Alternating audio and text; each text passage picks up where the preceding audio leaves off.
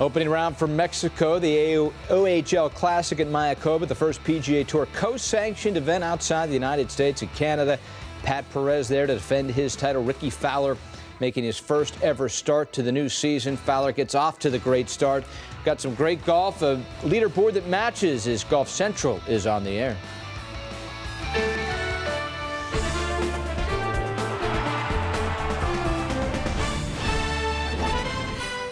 Golf Central, brought to you by Titleist.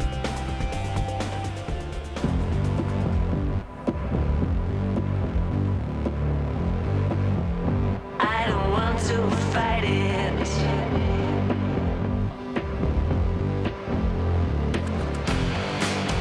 Try to stay far away.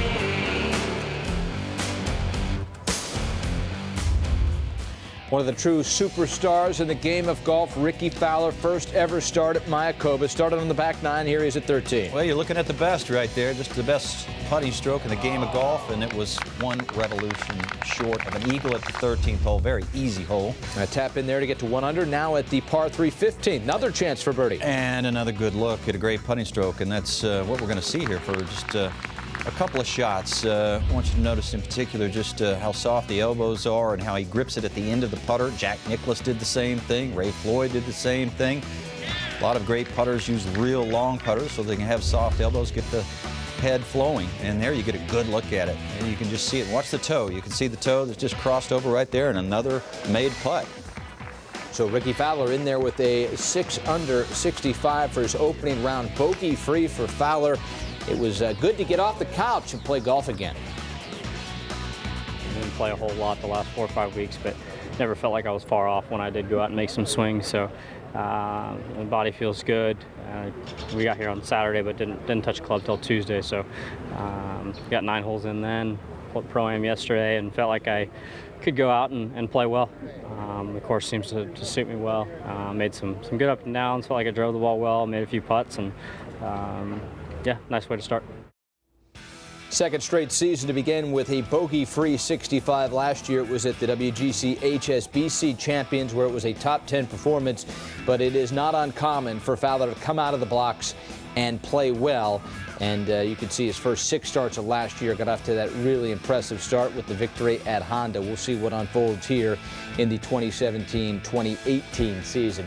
Ryan Burr along with Brandel Chambly, glad you're with us here as we wrap up this opening round from Mexico. And certainly all eyes on Ricky Fowler as he makes his first start of the new year. And there's a lot to watch, a lot to like. There hasn't been too many anonymous moments for Ricky Fowler since he turned professional, and especially since the year he had where he had top 5 finishes in every single major championship a couple of years ago. But steadily he's been improving. His scoring average, as a matter of fact, last year only one player on the PGA Tour, that being Jordan Spieth, was better than him. And you could see it 2013-14. That's when he started working with Butch Harmon, incidentally. And you can see just steady progress. His golf swing's gotten better. His game's gotten better all the way around. He led the PGA Tour in the all-around statistic last year. And you could say the only thing he's missing, of course, is, well, a major championship. It wouldn't surprise me if he won a major or 2 before he was done. I think one of the things that's holding him back in particular is his iron play. It's not great. He does a lot of things great, but one of the things he does that I'm not particularly fond of is just how far his arms get away from his body and sort of in to out.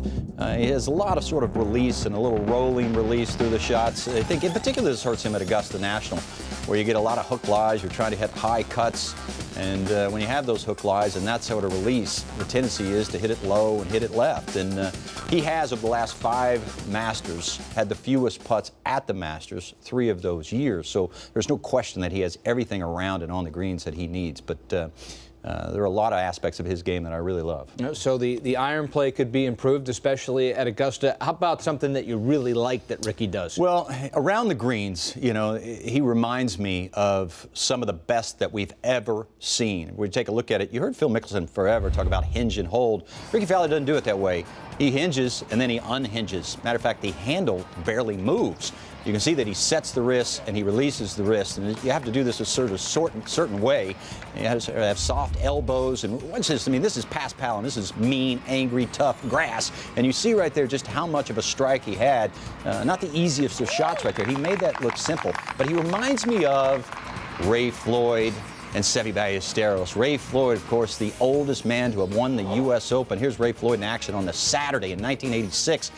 He missed the fairway. He said the best he could do with it is get in that bunker. And then, of course, he went to work out of the bunker. And there you see it, just great hands he had. And then, of course, talking about great hands, nobody. Watch this. Watch how much the head of the wedge moves here. The handle barely moves at all. And this, of course, is in 1988 at Royal Lytham. His last of 5 major championships. Be hard-pressed to find a better-looking pitch shot than that. But when you watch Ricky Fowler, what you're seeing there is technique that the greatest in the game have ever used around the greens. For all this talk about stiff-wristed, and that certainly works, no question about it. We watched Steve Stricker do that. We watched Jason Day do that. And hinge and hold, we watched Phil Mickelson do that. But the best, the true artists, have a lot of hinge in their wrists, and they're not afraid to release it. And that's the way Ricky Fowler does it. He's been very, very successful, no doubt, and off to a great start with a 65. We'll see how he can follow that up. He'll be part of our afternoon coverage coming your way on Friday. Now it's time to do it right, presented by Ally Bank. And speaking of doing it right, hard to do it much better than Patton Kizzire in the opening round of the OHL Classic at Mayakoba. He was just spectacular. Yes, he was. He'd made birdie at 3 and 5 and 8 when he got to the 9th. And, well, he was just getting warmed up, knocking the flag sticks down there. Saw a number of good iron shots, but none better than that. He would birdie 10, 11, 12, 13. And here he is at the 16. This hole didn't get birdied that often, and, well, you can see the greens are running well. Beautiful stroke, Ryan. And gets him to 9 under, so needs a birdie at 17 and an eagle to shoot 59. Here he is at 17, needs birdie here. All locations over on the left. This isn't a particularly long par 4. This isn't a particularly long golf course, so lots of short irons if you drive it in the fairway, and a good look there up the hill.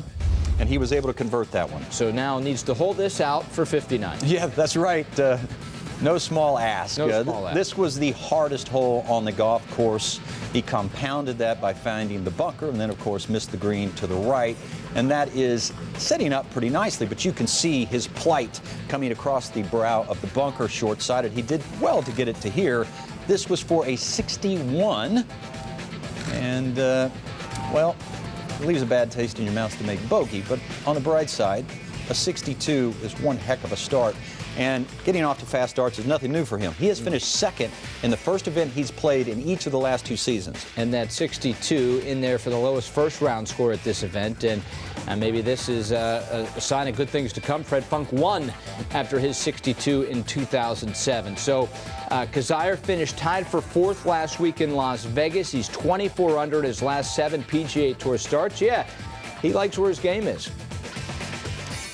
I've been feeling good about my game, been hitting the ball really well, and the putters started to come back. That's the strength of my game is putting, and I gave myself a lot of opportunities. Had some really short birdie putts and then rolled in a few good ones, so I just kept giving myself good looks at it. Had a few nice rounds in Vegas and good Sunday to move up pretty good, so that always gives you confidence. Seeing the results gives you confidence. You know, you try to build your confidence without the results, and it's tough. But whenever you see the birdies go in, it's pretty easy.